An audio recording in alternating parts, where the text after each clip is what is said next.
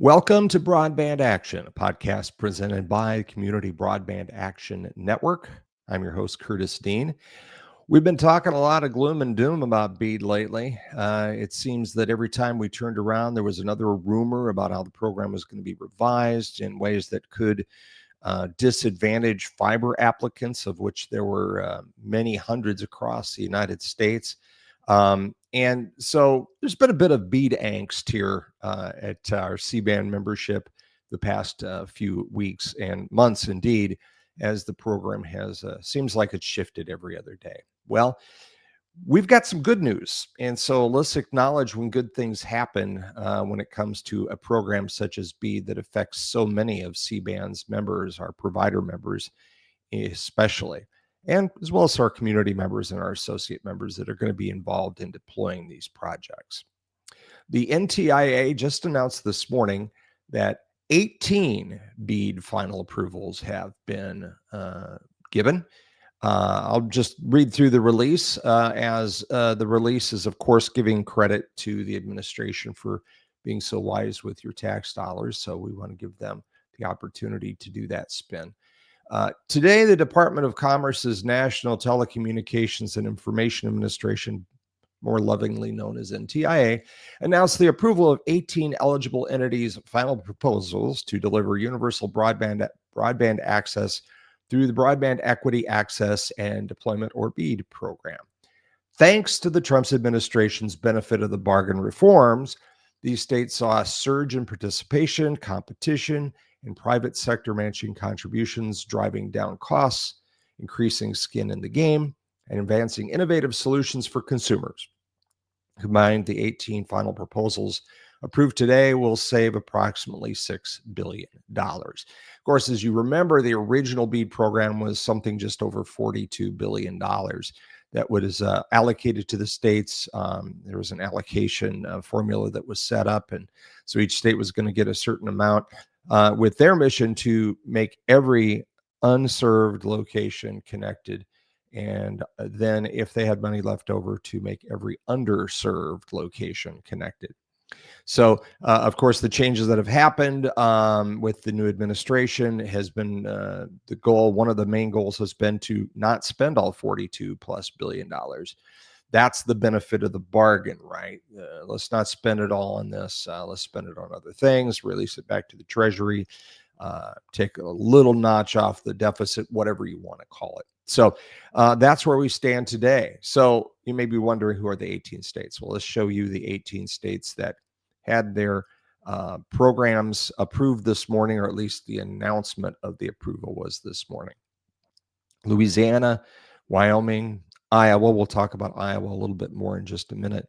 American Samoa, Georgia, Arkansas, Delaware, Guam, Maine, New Hampshire, the Northern Mariana Islands, Connecticut, South Carolina, North Dakota, Hawaii, Montana, Rhode Island, and Virginia. So those are the 18 states NTIA has signed off on at the current time. It means a lot of states have not had their plans approved. And of course, we look at everything here at CBAN through the lens of our members because we are a member service organization, always looking out for the members that have joined our community and made us strong. And so we're going to focus a little bit in on the impact on our members, and in particular our provider members that were active participants in their state's BEAD proposals and BEAD application round. Now, out of all these states were approved today, we have many members in states across the United States. We have members in 38 states, and we have provider members in many states. We have provider members in many states not on this list, including Michigan and others, where they're still waiting to find out if their state's BEAD proposals will be approved. But the one on this list that we do have quite a bit of participation in the BEAD round is the state of Iowa. So I'm going to talk a little bit about what we're seeing from state of Iowa applications. These are the Iowa broadband providers who are also CBAN members. There are a lot of non-CBAN members on the list as well that are going to be building some broadband bridges in the state of Iowa using the BEAD funds. And as you can see the list there, they're mostly small communities and or small community focused providers. That's why they're CBAN members, right? Companies like GRM Networks, Huxley Communications, Long Lines Communications, Muscatine Power and Water, Miles Communications, Casey Mutual Telephone, Manning Municipal Utilities, MyFiber, Farmers Mutual or FMTC in Stanton, Rhinebeck Telecommunications Utility, and Palmer Telephone. And each of those CBAN members in Iowa stepped up to the plate, put a lot of time and effort into submitting applications to build these bridges, to solve these problems, to get better broadband into the hands of the people that they serve and the people in the areas around where they serve. Now, one thing that's interesting about this list, if you look at it, all but one, all but one of these BEAD proposals and awards in the state of Iowa, at least among our members, were for fiber. We have one on here, Rhinebeck Telecommunications Utility. Theirs is for a robust fixed wireless utilizing the next generation fixed wireless technology. So, but everybody else here is building fiber networks. And there was a lot of concern even as late as last week that there was still this idea that most of the money would that the NTIA was trying to influence it so that more of the money at least went to low Earth orbit satellite. Starlink and Amazon. Ironically, Amazon renamed their Kuiper to LEO or LEO, apparently wanting to copyright the acronym LEO, which stands for low Earth orbit. But I digress. Indeed, Starlink and Amazon had a huge presence in BEAD in a lot of areas. And they did a little bit in Iowa, but in Iowa, most of the locations that are going to be served under the BEAD rounds are fiber with quite a bit of fixed wireless in there too. One of the biggest, in fact, the biggest awardee in the state of Iowa, since we're kind of talking about Iowa, that's not shown on this list because they're not a CBAN member. They're a big company. It's Mediacom Communications, and they are, of course, traditionally a cable company and the largest incumbent cable company in the state of Iowa. But the past few years, they have been doing more and more with fiber. And in fact, they're pledging through their BEAD round to serve almost 12,000 locations with fiber to the home. So hats off to them for being a part of the problem solutions. May not help the little towns where they're still going to be riding a coax network for a long time and probably won't be getting fiber to the home for the foreseeable future. But they are extending their service territories out into rural areas. And like I said, 11,800 broadband serviceable locations that Mediacom's going to reach. That's not so bad either. Actually, the second largest applicant in Iowa, again, not a CBAN member, they're not really a fit for our membership, is NextLink, and they're going to do that with a fixed wireless solution, and they're going to reach over 14,000 locations in the state of Iowa. So the two of the biggest ones who aren't CBAN members as far as locations reached using different technologies. So while I'm spending some time talking about the BEAD applicants in Iowa, which is one of the 18 states that were approved, I also want to give it a shout out to Montana. We do have a CBAN member in Montana that has a BEAD application, and that's Anthem Broadband. So congratulations to David and everybody at Anthem Broadband. Hopefully, this means that you'll be able to build the project that you supplied the BEAD proposal for in Montana. Well, we'll wish you good luck there and knock on wood, it all turns out. So good news today from NTIA for those 18 states. Now, what does this mean? What's next? Well, from my understanding, there still has to be some additional regulatory approval. The NIST, the National Institute, something about standards, is got to review everything and sign off on it. In Louisiana, that's already happened. So Louisiana, which has always been kind of at the front of the line, right? They were the eager student getting in line right behind the teacher before recess.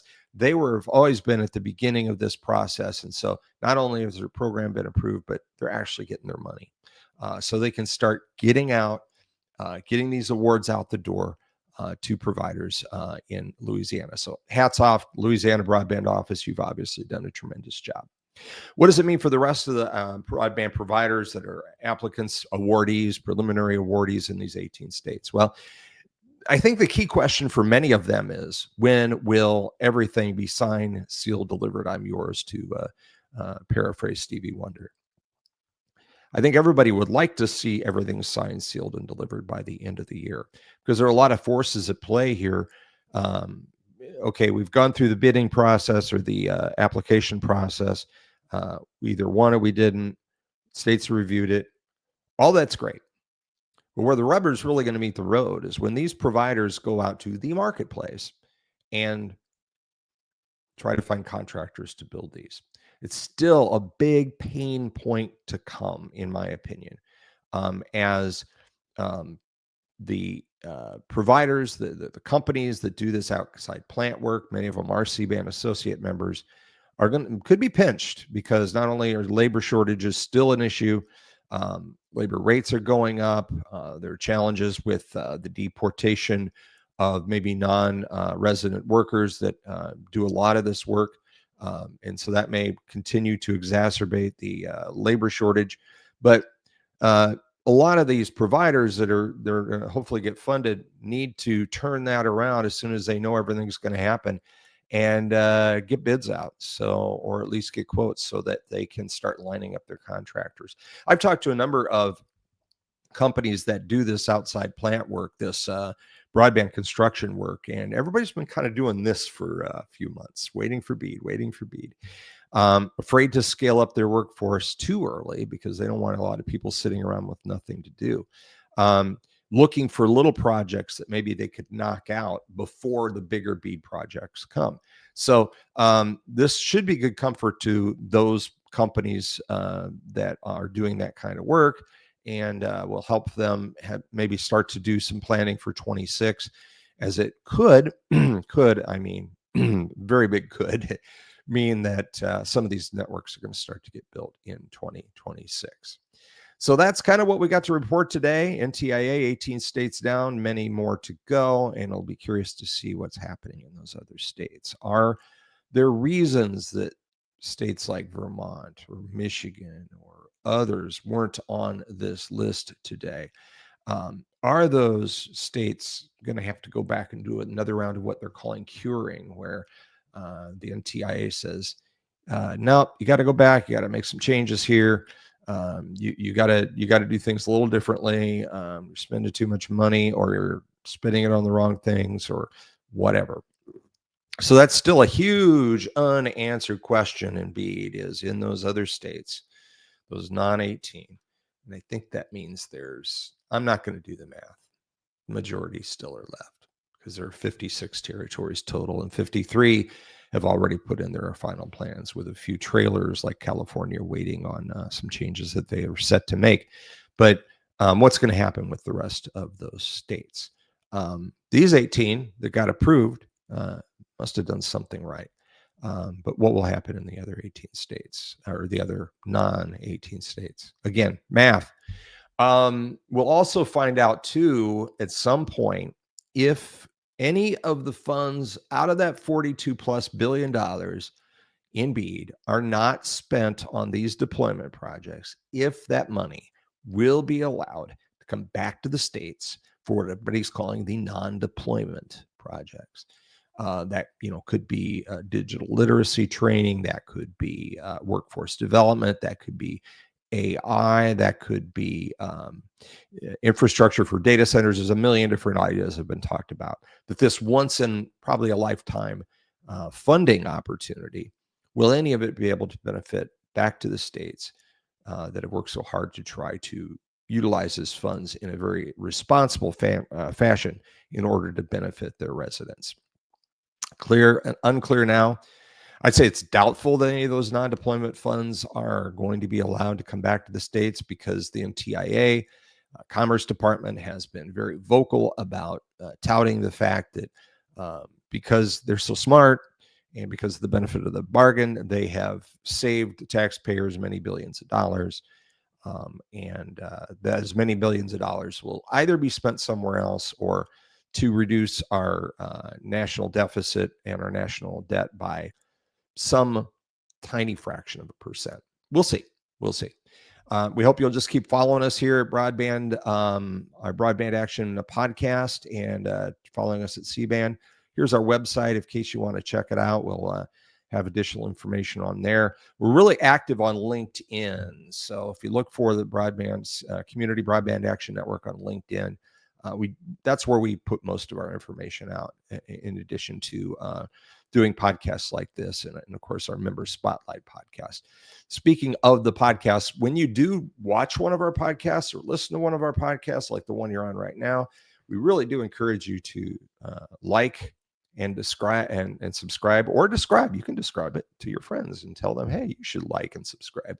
That really helps us grow the audience. That helps CBAN continue to grow our presence as a voice in the industry, a voice that is focused 100% on communities and community-focused providers, like the ones we just saw on that slide a little bit ago. So please like and subscribe and share to your circles. And if you ever need to reach out and find out more about CBAN, I'm your guy.